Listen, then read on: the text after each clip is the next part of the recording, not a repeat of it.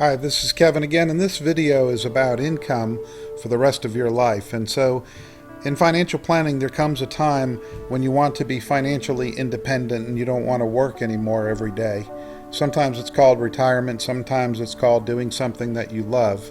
But this is a strategy to get through both good and bad times in the future. So it's called the three bucket strategy, and many people have written about it in financial planning, and we discussed it at our financial planning meeting this last Wednesday. So I wanted to share this with you.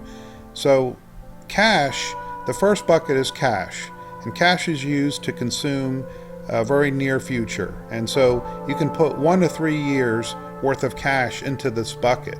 Now you're going to get lower returns on your total portfolio, but you're going to have the money you need for the next 1 to 3 years in advance that you know that you have to spend.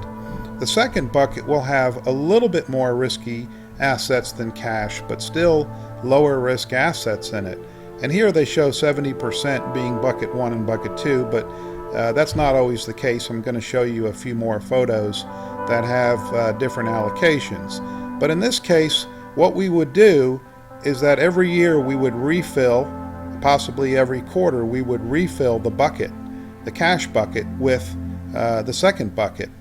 Possibly if higher risk assets do extremely well, maybe we would take a little bit out of there and put them right into cash, but more likely we would continue to rebalance these with equities or other high risk assets.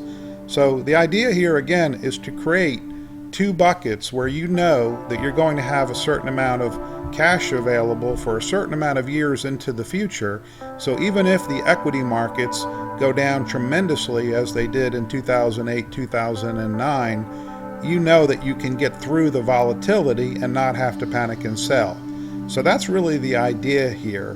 By using the three bucket strategy, the third bucket, you can invest in higher risk assets with a higher expected return.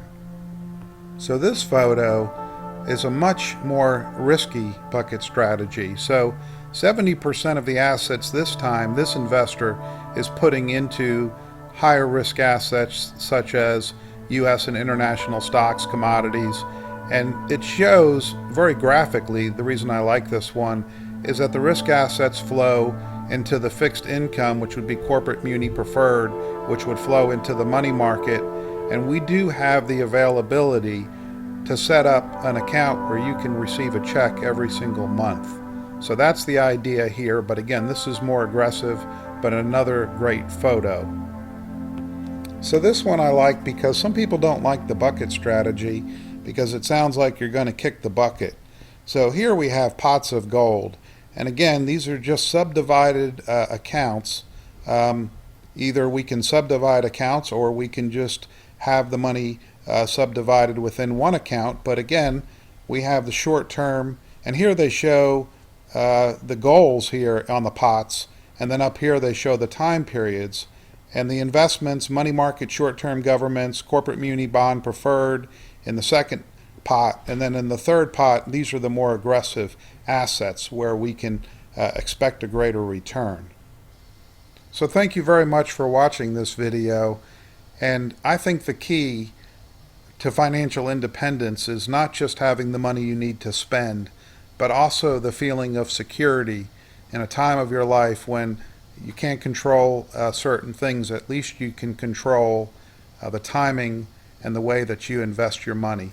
And again, this bucket strategy can be used with annuities as well as other strategies, Social Security, pensions, and other income sources. Thanks for watching.